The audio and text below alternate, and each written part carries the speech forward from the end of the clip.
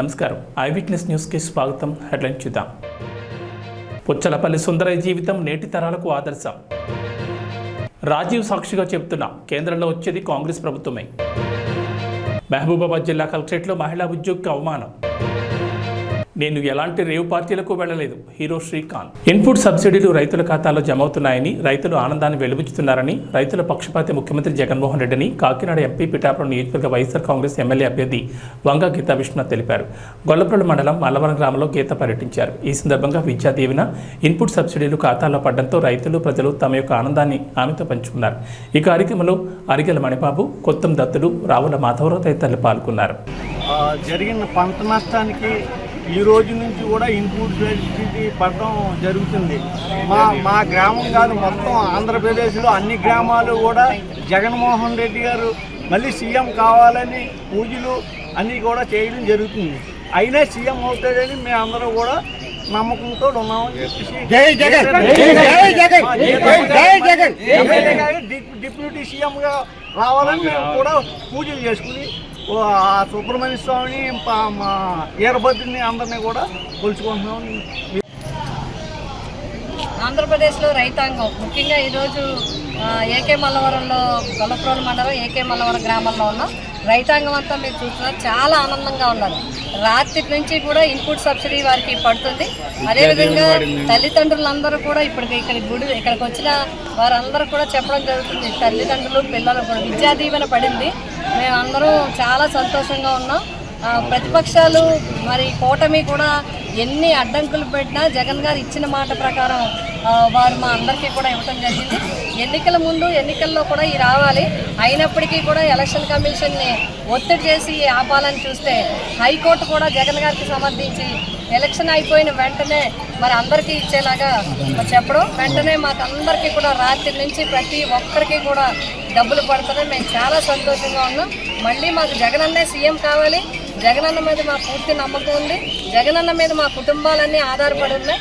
మేమంతా ఆనందంగా ఉన్నాం. మా పిల్లల విద్య కావాలన్నా, మా పిల్లలకి చదువులు ఎల్కేజీ నుంచి విదేశీ చదువులు కావాలన్నా, ప్రభుత్వ పాఠశాలలు బాగుండాలన్నా, అదేవిధంగా రైతాంగం ఎవరి దగ్గర చేయి చాచకుండా రైతు భరోసా కేంద్రాల్లో అందుతున్న సేవలు అందాలన్నా జగన్మోహన్ రెడ్డి గారే ముఖ్యమంత్రి కావాలని అందరూ కూడా కోరుకోవడం జరుగుతుంది. మాజీ ప్రధాని రాజీవ్ గాంధీ వర్ధంతిని జిల్లా కాంగ్రెస్ కార్యాలయంలో పార్టీ పట్టణాధ్యక్షుడు దాట్ల గాంధీరాజ్ ఆధ్వర్యంలో మంగళవారం ఘనంగా నిర్వహించారు. ముందుగా రాజీవ్ గాంధీ చిత్రపటానికి పార్టీ నాయకులు పూలమాలలు వేసి ఘనంగా నివాళులర్పించారు. ఈ సందర్భంగా కాంగ్రెస్ సిటీ అధ్యక్షుడు దాట్ల గాంధీరాజు, కాకినాడ జిల్లా ఐఎన్టీయూసీ కార్మిక సంఘాల అధ్యక్షులు తాళ్లూరు రాజు, కాంగ్రెస్ నాయకులు రాజవరపు మహేష్ మాట్లాడుతూ దేశానికి కాంగ్రెస్తోని స్వేచ్ఛ, సుభిక్ష పరిపాలన వస్తుందని పేర్కొన్నారు.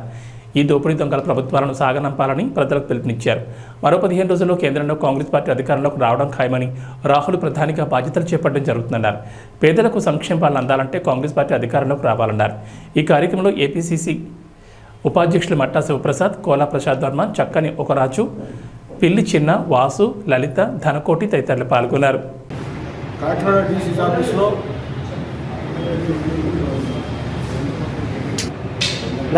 ఈరోజు రాజీవ్ గాంధీ గారి యొక్క 36వ వర్ధంతి చేసుకుంటాం. అయితే మరి రాజీవ్ గాంధీ యొక్క అడుగుజాడల్లో ఇవాళ కాంగ్రెస్ పార్టీ నడుస్తుంది.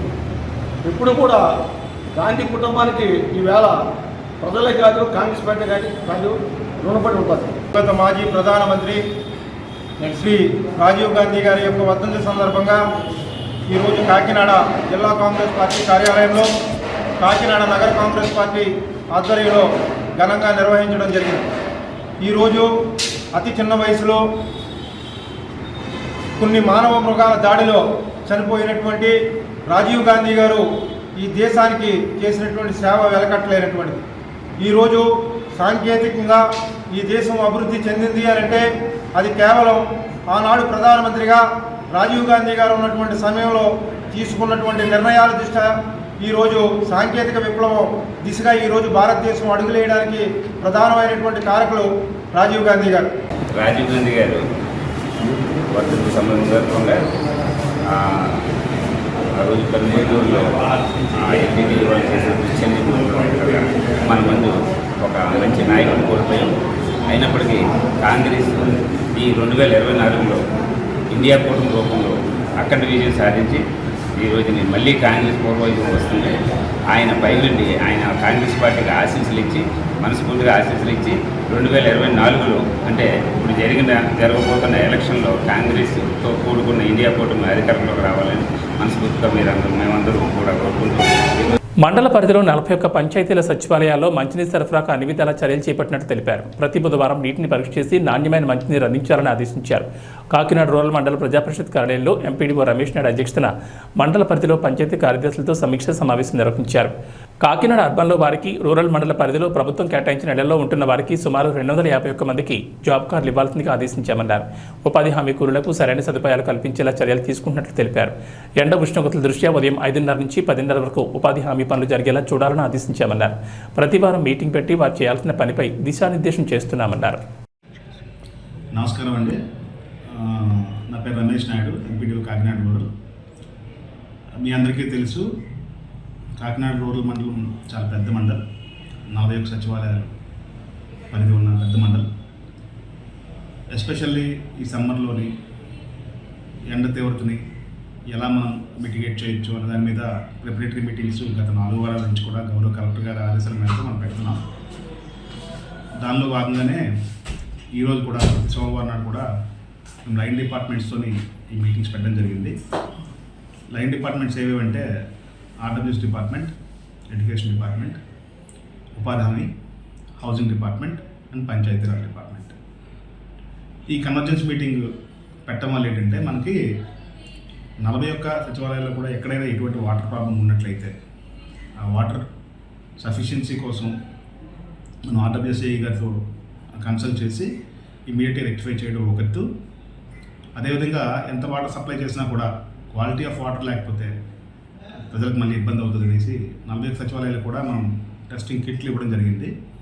ఆ కిట్లు ప్రతి బుధవారం కూడా టెస్ట్ చేసేటట్టు, ప్రతి సోర్స్ ఆఫ్ వాటర్ని కూడా టెస్ట్ చేసేటట్టు, ఒకవేళ ఆ సోర్స్ ఆఫ్ వాటర్లో ఏదైనా సరే తేడా ఉన్నట్లయితే అక్కడ రెక్టిఫికేషన్ చేసేటట్టు, ప్రతి ట్యాంక్ కూడా సరైన రీతిలో క్లోరినేషన్ చేసేటట్టు, ప్రతి స్టార్టింగ్ పాయింట్ ఇల్లు నుంచి ఎండింగ్ పాయింట్ ఇంటి దాకా 2 ppm నుంచి 0.2 ppm క్లోరినేషన్ ఉండేటట్టు జాగ్రత్త తీసుకోవాల్సిందిగా ఆర్డబ్ల్యూఎస్ డిపార్ట్మెంట్ వారిని మరియు పంచాయతీరాజ్ సిబ్బందిని కూడా నేను ఆదేశించడం జరిగింది. అదేవిధంగా హౌసింగ్ సంబంధించి మన రూరల్లో అర్బన్ వాళ్ళకి కొంతమంది హౌసింగ్ ఇవ్వడం జరిగింది. 90 మ్యాండేట్స్ ఉపాధి హామీలో భాగంగా పేమెంట్ చేయడం జరుగుతుంది. వాళ్ళందరికీ జాబ్ కార్డులు మన మండలంలో ఇంకా 251 జాబ్ కార్డులు ఇవ్వాల్సి ఉంది. వాళ్ళందరికీ కూడా జాబ్ కార్డ్స్ ఇవ్వాల్సిందిగా ఈ మీటింగ్లో మేము అందరికీ చెప్పడం జరిగింది. అదేవిధంగా మొన్న ఎలక్షన్స్లో కూడా అన్ని పోలింగ్ స్టేషన్స్కి ఎమ్యూనిటీస్ కల్పించారు. బాగానే వీల్ చైర్స్ కూడా ఇవ్వడం జరిగింది. అవన్నీ ప్రాపర్గా యూటిలైజ్ చేశారా లేదా, యూటిలైజ్ చేసిన తర్వాత ఆ వీల్ చైర్స్ అన్నీ కూడా ఎక్కడి నుంచి తెచ్చామో తిరిగి మనం వాళ్ళకి ఇవ్వాల్సిన బాధ్యత మన మీద ఉందని మనం చెప్పడం జరిగింది. ఎంఎస్ఎన్ విద్యా సంస్థల ద్వారా ఎంతో మందికి విద్యాబుద్ధులు నేర్పించి ఉత్తమ పౌరులుగా తీర్చిదిద్దారని ఆదిత్య విద్యా సంస్థల చైర్మన్ నల్లమిల్లి శేషారెడ్డి, రాజవరపు మహేష్ పేర్కొన్నారు. Kakinada A1 function hall MSN విద్యా సంస్థల అధినేత విజయ్ కుమార్ జన్మదిన వేడుకలు ఘనంగా నిర్వహించారు. ఈ సందర్భంగా పలువురు భక్తులు మాట్లాడారు. అనంతరం విజయ్ కుమార్ కేక్ కట్ చేశారు.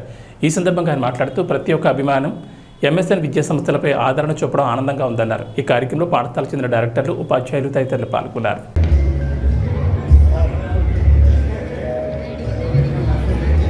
సార్ అటు ఉండండి, సార్ అటు ఉండండి.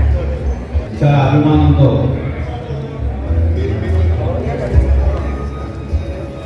మహారాజులందరికీ నా నమస్కారాలు. ముఖ్యంగా మా గురువులు ఈ నేర్పుతాను ఏంటంటే పూర్వపు టెక్నీషియన్ స్కూల్స్ అంతకు ముందు నేర్పుతాను. నేను కూడా పూర్వ విద్యార్థిని.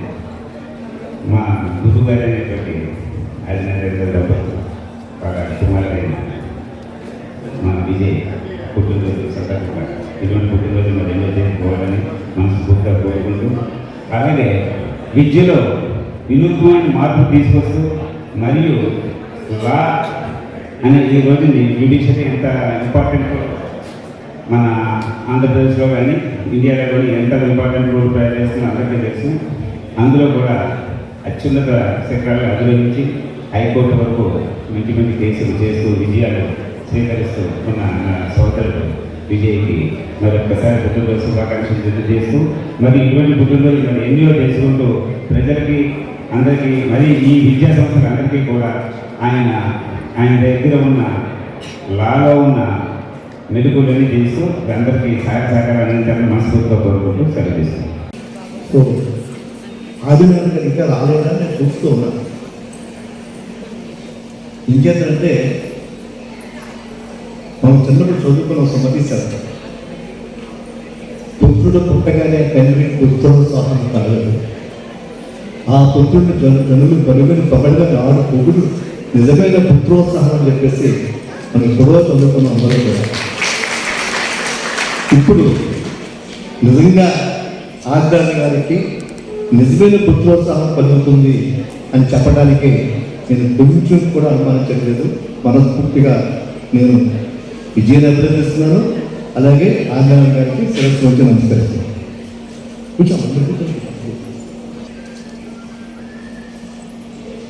మీరందరూ చెప్పారు, నేను చెప్పవలసింది ఏమీ లేదు. కానీ నా కోరిక ఏంటంటే మన మిత్రుడిని రాబోయేటటువంటి టీచర్స్ ఎమ్మెల్సీగా కానీ గ్రాడ్యుయేట్ ఎమ్మెల్సీగా కానీ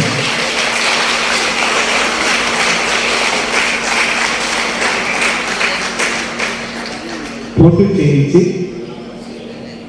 అద్భుత విజయాన్ని సాధించగలిగితే ఒక పక్కన ఈ లాభపరంగా, రెండో పక్కన రాజకీయ పరంగా కూడా ఆయన సర్వీస్ చేసే అవకాశం మనం అందరం పొందుతాం. ఇది మన స్వార్థం కోసం చెప్తాను, ఆయన కోసం చెప్పట్లేదు. కాబట్టి ఇప్పటి నుంచి కూడా ప్లాన్ చేసుకుందాం. మనం ఒక కమిటీగా మన మిత్రులందరూ కమిటీగా ఫామ్ అయ్యి అది గ్రాడ్యుయేట్స్ పోటీ చేస్తే బాగుంటుందా లేదా టీచర్ ఎమ్మెల్సీగా పోటీ చేస్తే బాగుంటుందా అనే విషయం పట్ల మనం ఆలోచించి ఒక నిర్ణయం తీసుకొని, ఎలాగో ప్రైవేటు పాఠశాలలో కూడా ఈవేళ ఓటు ఉంది కాబట్టి అప్పుడు నేను కూడా ఇక్కడ చాలామంది చాలా కేసుల గురించి చెప్పారు. రోజులుగా నేను ఏ కేసులో మొట్టమొదట జీవో వచ్చినా ఏదొచ్చినా ముందు శ్రీనివాస్ గారి దగ్గరికి పోవచ్చు. దాన్ని ఫాలోఅప్గా గురుగారు రామరాజు గారు మాట్లాడతారు. అంటే రాజ్యం పోయడానికి అన్నీ రెడీ చేసుకుంటారు, రాజ్యం కోసం కలిగిస్తున్నాయి అల్టిమేట్లీ వాళ్ళకున్న థాట్స్ని షేర్ చేసుకుంటారు. ఎనీవే సక్సెస్ఫుల్గా 8 సంవత్సరాలు కూడా ఆల్ దీస్ ఇయర్స్ మనం ఏదైతే అనుకున్నామో అవన్నీ కూడా మనం చేసుకుంటూ వచ్చాము. ఇంకా చాలా ఉన్నాయి, ఇంకా చేయవలసింది మన వెల్ఫేర్ కోసం చేసుకోవాల్సింది ఇంకా చాలా ఉన్నాయి.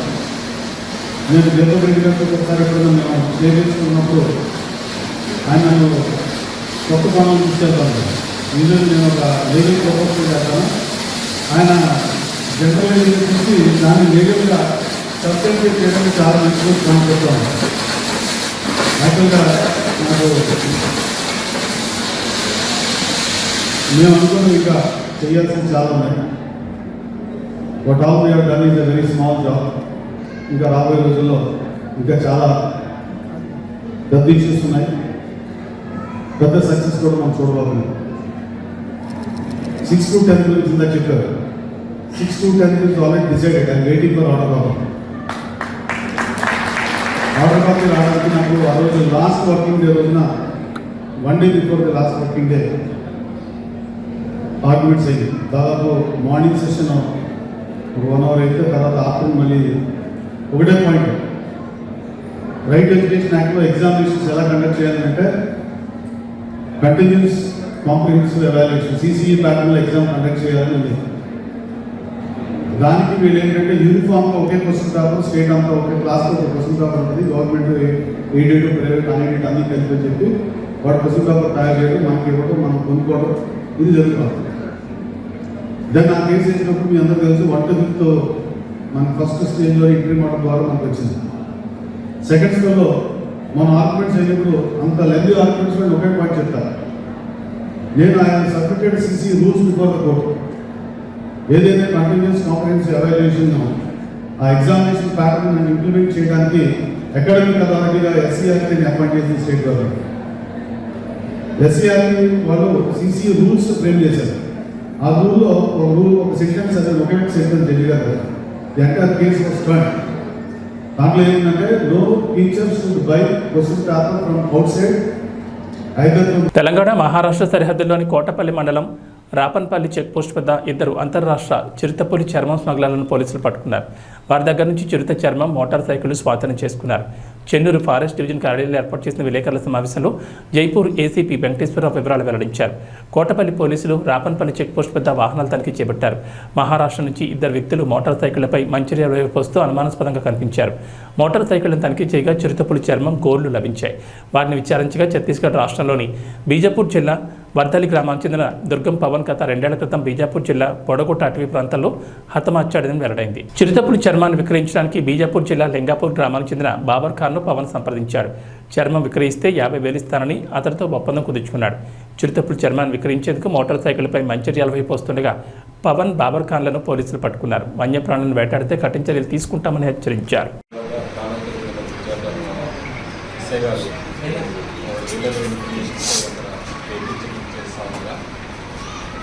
ఒక ఇద్దరు వ్యక్తులు తారాసపడ్డారు. వాళ్ళు వచ్చేసి దుర్గం పవన్, బాబుర్ ఖాన్, వీళ్ళిద్దరు కూడా బీజాపూర్ డిస్టిక్ భూపాలపట్నం ఛత్తీస్గఢ్. వీళ్ళిద్దరిని వచ్చేసి ఆ వెహికల్ని సెట్ చేస్తూ ఉంటే ఆ వెహికల్లో ఒక చిరుతపులి చర్మం కనపడ్డది. ఆ వెంటనే ఆ చిరుతపులి చర్మంగా భావించి దాన్ని ఇక్కడ ఉన్నటువంటి ఎఫ్ఆర్ఓ గారికి ఇన్ఫర్మేషన్ ఇవ్వడం జరిగింది. ఎఫ్ఆర్ఓ గారు ఈరోజు మధ్యాహ్నం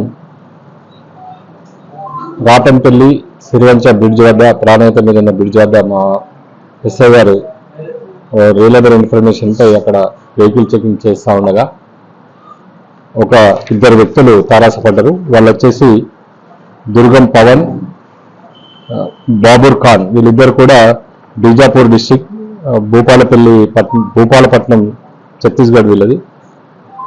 వీళ్ళిద్దరిని చేసి ఆ వెహికల్లో సెర్చ్ చేస్తూ ఉంటే ఆ వెహికల్లో ఒక చిరుతపులి చర్మం అగుపడ్డది. ఆ వెంటనే ఆ చిరుతపులి చర్మంగా భావించి దాన్ని ఇక్కడ ఉన్నటువంటి ఎఫ్ఆర్ఓ రవి గారికి ఇన్ఫర్మేషన్ ఇవ్వడం జరిగింది. ఎఫ్ఆర్ఓ గారు తన టీంతో పాటుగా వచ్చి అది ఆ చర్మాన్ని పరిశీలించి ఇది చిరుతపులి చర్మంగా భావించడం జరిగింది. వెంబటే వెటర్నరీ డాక్టర్ని యాజ్ పర్ ఎస్ఓపి ప్రకారంగా వైల్డ్ లైఫ్ యాక్ట్ 1972 దానిలో భాగంగా వెంటనే వెటర్నరీ డాక్టర్ని పిలిపించి ఆ స్కిన్ యొక్క దాన్ని అంతా కూడా దాన్ని పరిశీలించడం జరిగింది. తర్వాత ఈ స్కిన్ యొక్క కొంత భాగాన్ని కత్తిరించి CCMB, central for molecular biology వారికి పంపడం జరుగుతుంది. అది చిరుతపులి చర్మమేనా కాదా, దాని వయసు అంతా, ఇవన్నీ కూడా అకార్డింగ్ టు DNA టెస్ట్ ప్రకారంగా చేయడం జరుగుతుంది. అది పంపించడం జరుగుతుంది.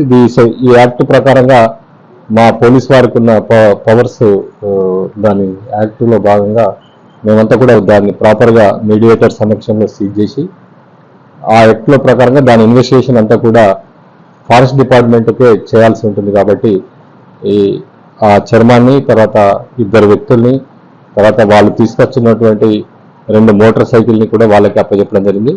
వాళ్ళ ఇంటరాగేషన్లో వాళ్ళు తేలింది ఏంటంటే Bodagutta forest area, Bijapur district ఛత్తీస్గఢ్లో బోడగుట్ట ఫారెస్ట్ ఏరియాలో వీళ్ళు ఈ 2 సంవత్సరాల క్రితం ఈ చిరుతపులిని వేటాడడం జరిగింది. ఆ 2 సంవత్సరాల తర్వాత ఈ బాబర్ ఖాన్ అనే వ్యక్తి, నాకు మంచిర్యాలలో పరిచయస్తుల దగ్గర మీకు 50,000 అమ్మిస్తా అని చెప్పి తీసుకొని అక్కడికి వెళ్ళి బీజాపూర్ భూపాలపట్నం నుంచి వాళ్ళు మోటార్ సైకిల్ మీద ఇద్దరు తీసుకొని రావడం జరిగింది. ఈ తీసుకొస్తున్న క్రమంలో మనకు వాళ్ళు ఇక్కడ రాపన్పల్లి బ్రిడ్జ్ పైన ఎస్ఐ గారు పట్టుకున్నారు.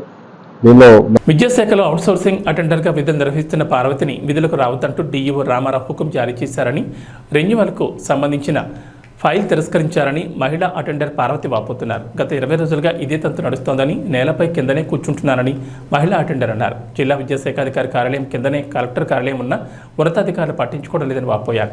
పార్వతితో ఉద్యోగులు ఎవరూ మాట్లాడొద్దని ఉన్నతాధికారి హుకుం జారీ చేశారు. కలెక్టర్కి వినతి పత్రాన్ని అందించినా ఇంతవరకు చొరవ తీసుకోకపోవడం వెంటనే విమర్శలు వస్తున్నాయి.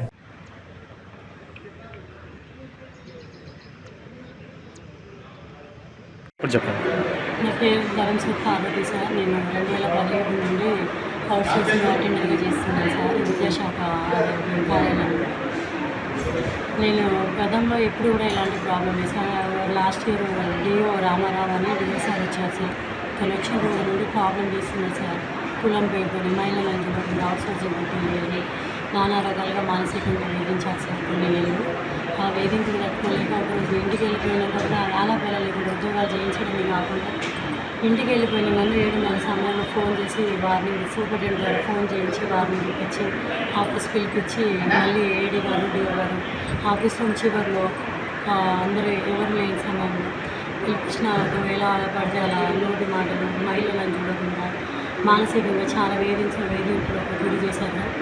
గురి చేస్తూ నేను వెళ్తున్న క్రమంలో నన్ను వెళ్ళనీయకుండా ఆపి నన్ను ఏదో చేయబోతుందని ఆ రోజు నేను 100కు డయల్ చేసి పోలీసు వాళ్ళని ఆశ్రయించి ఆ రోజు ఇంటికి వెళ్ళడం జరిగింది సార్.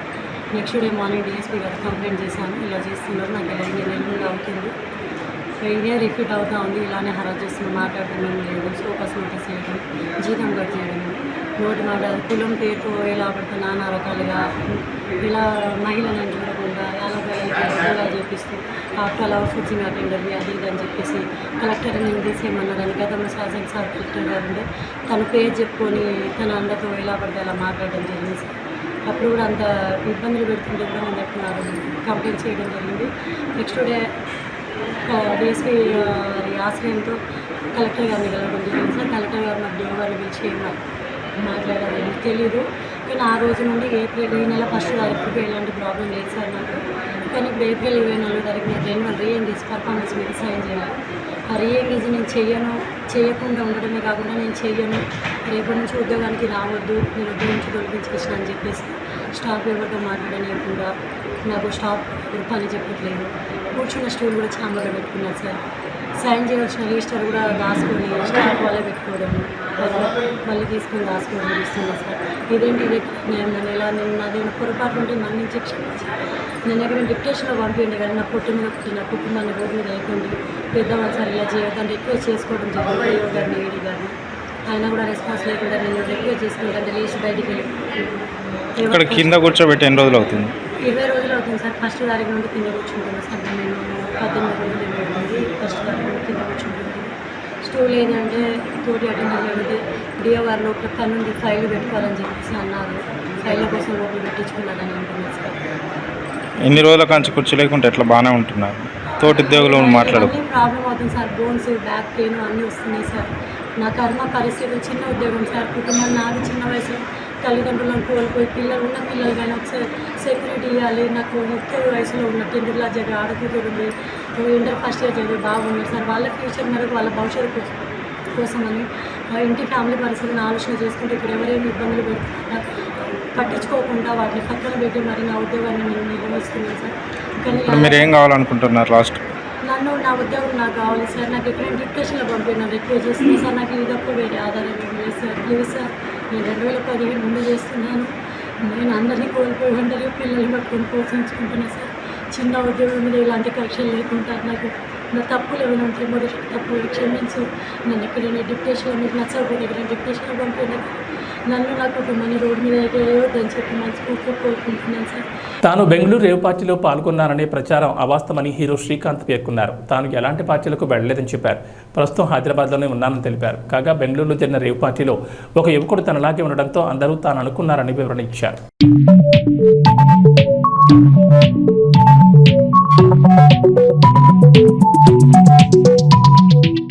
ఇది నా ఇల్లేగా, మా ఇంట్లోనే ఉన్నాను, హైదరాబాద్లో ఉన్నాను.